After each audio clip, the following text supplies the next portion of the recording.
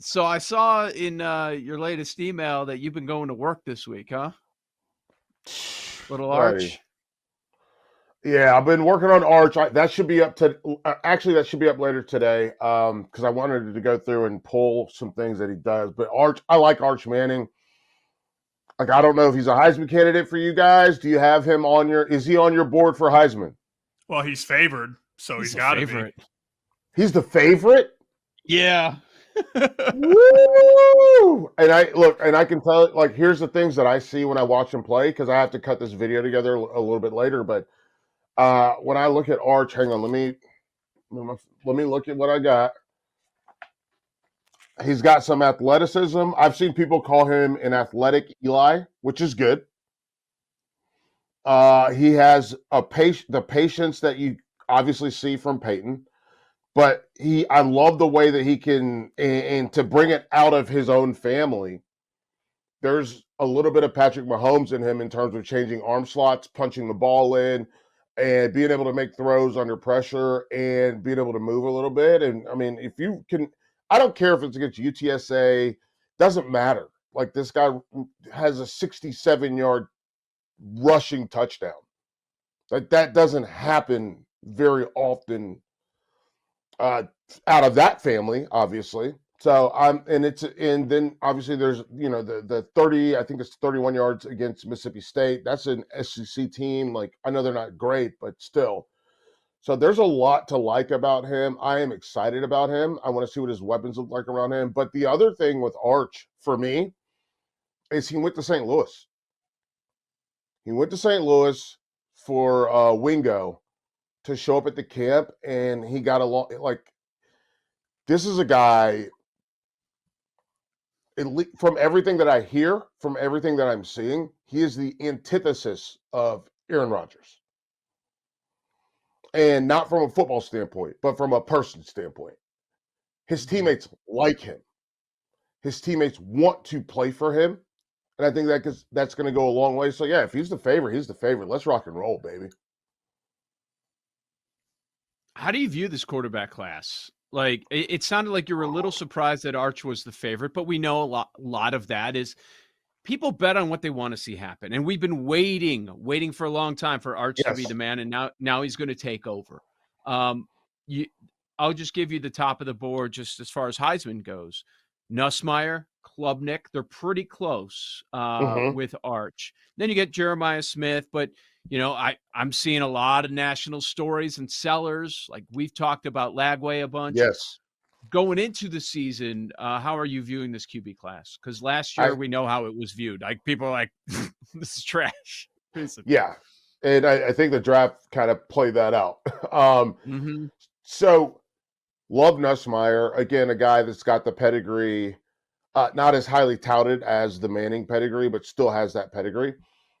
I think the state, like the state of South Carolina, the one that's below me, has the best quarterback situation. They are not Carolina, they're not USC, they are South Carolina, but with Sellers, they have a quarterback that is going to have massive impact and can win games for them. And then obviously K. Klubnik, I love him. I think he's another quarterback. I mentioned it with Arch, but I think that Cade is another guy that the kids really relate to and they like. And so I think he belongs on that board. And then we go a little further south to Georgia. And I think Gunnar Stock. I think Gunnar Stockton. I think he ran off Carson Beck. When you saw what he did in that SEC championship game, Beck was like, "Oh, they like him, and they just are around me." And those are two different things, right? Like when you're like you hang out with girls in a friend group, and they're just like around you. That's fine, but like when she wants to like snuggle up a little bit, and maybe you guys make out, like that's Gunnar Stockton and that football team. Like that team likes him. They want to hang out with him on the weekends. Carson Beck was just there.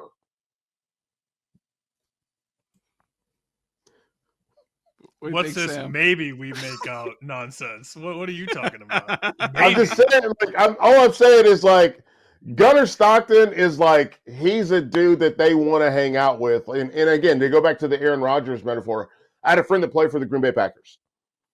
He said if Aaron Rodgers would have called them on a Friday, on a day off, to hang out, they would have been like, no, I'm not doing that.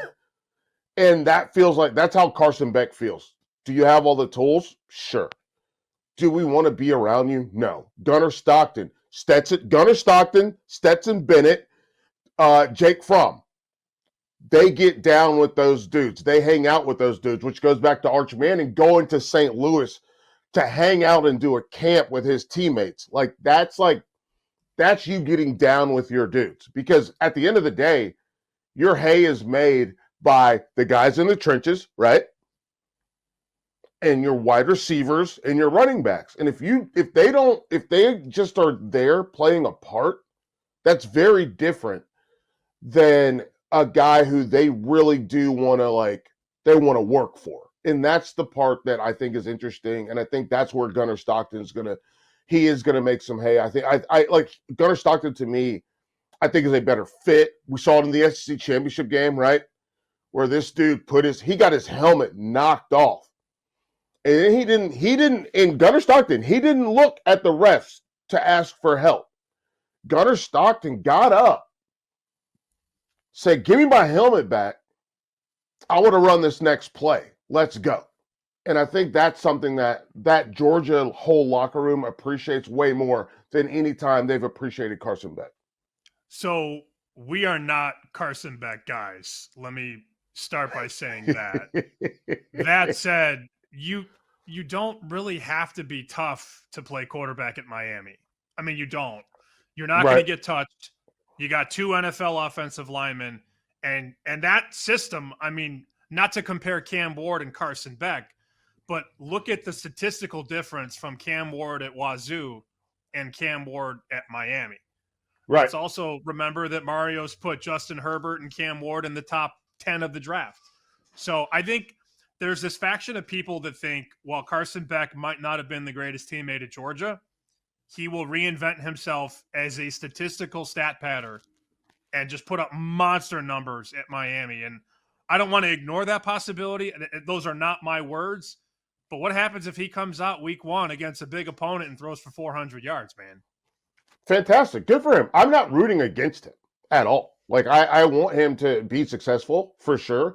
I think the big thing for me is, I guess I'm looking at the long game and what that looks like. Not just like, yes, big stats. Maybe he even does get an invite. We thought he was going to get an invite last year to the Heisman ceremony. And obviously not great, Bob. So I I see you, Joe. I see you, Joe. Oh, I see you.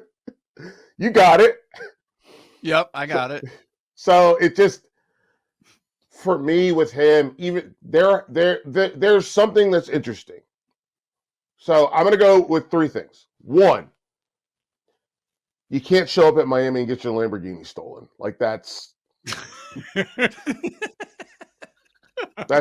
also not great, Bob. Like, you can't show up at Miami and get your Lamborghini stolen. But 2, like, you can't. He's going to have to put up numbers.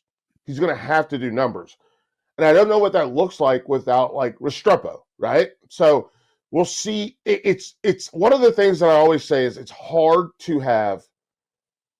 He's not a young quarterback, but he is a new quarterback to their system and to this team. And it's hard to have that with new receivers.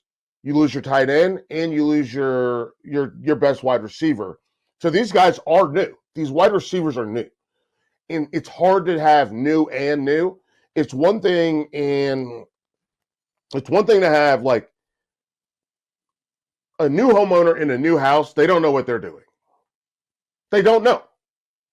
It's another thing to have someone who's owned homes before in a new house. So when something goes wrong, they understand if I can fix it or if I need to call someone. If you have an older home with a new homeowner, that house has already been worked on. And this is new to me with Miami. and they're going to have to figure out a way. And it's going to take, I don't know if they hit the ground running. And I think that's the part that we have to talk about with the portal, that we have to talk about with, from a recruiting standpoint. New, they don't always match up together. And that's the part where you have to start to figure out things. And it does, maybe it takes a week, 2 weeks, 3 weeks, because these guys have never been in live action together. And to speak to your point about quarterbacks not having to be tough, if you're wearing a red, or I don't know what color Miami's jerseys are, if you're wearing a red or an orange or whatever it is jersey, that means you have not been hit. So while they do have 2 guys that we project to go to the NFL on the offensive line, he hasn't had to worry about someone touching him since the last playoff game.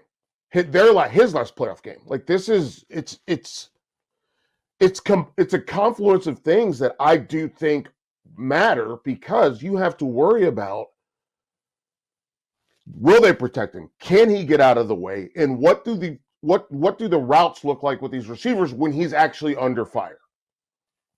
A couple more minutes with Michael Felder at In the Bleachers on X. Last week I was in South Carolina for a baseball tournament, and one of the families decided to drive there. And their thing is they love to visit college campuses. Nice. If they can get on the football field or basketball court at some of them, it's awesome. So they went to Duke. Floored. Number 1 on their list now. And then they went to North Carolina. I won't tell you, they were not as impressed with North Carolina. But maybe, what? No, hang on, time out. Not as impressed with what? No. I thought it was a little unfair to compare it to Duke, right? You go right after. Like, it's not going to be. Come on. No, first of all, there are the 2 most beautiful campuses in the country are UNC and UVA. UNC and UVA. Huh? How many have you been to, would you guess? Do I think? I don't know. Probably 35. Oh, damn. I've been to a lot of schools. I'm just going off their word. I've not gone there. What they like Duke is like super. No, see, now I'm activated. Duke is very gothic. Okay. Duke is very gothic. It's got a lot of got gargoyles. And what did they like about Duke?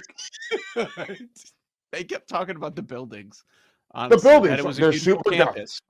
Yeah. It's mad small. It's super gothic. If you go to UNC, you go to UVA. UNC and UVA and Georgia are kind of a replication of the same thing. And it's trees, it is brick walkways, it is like I cannot and I will not stand for this. That is ridiculous. Absolutely not. Our campus, and here's the other thing, because I don't know if you know this right now, they're having a massive issue in Durham where the workers, the people that work at Duke, are not thrilled with the fact that they do not get treated like they are part of the university, even though they live in Durham. And Duke does not support Durham. Duke is Duke by itself, because people that go to Duke, guess where they're not from? They're not from the state of North Carolina, even though the people that work there are from the state of North Carolina. But to go back to my main point, UVA, picturesque. UNC, picturesque. You go down Stadium Drive at UNC, and you're going to get dorms to your left, trees to your left and right, and you're going to get the stadium inside of the actual university. And it's in there, because there's dorms on the other side. There's dorms to the back. There's one of our dining halls is behind right there. I've been to Duke many times. No, absolutely not. Will not stand for it. That I cannot cotton to that.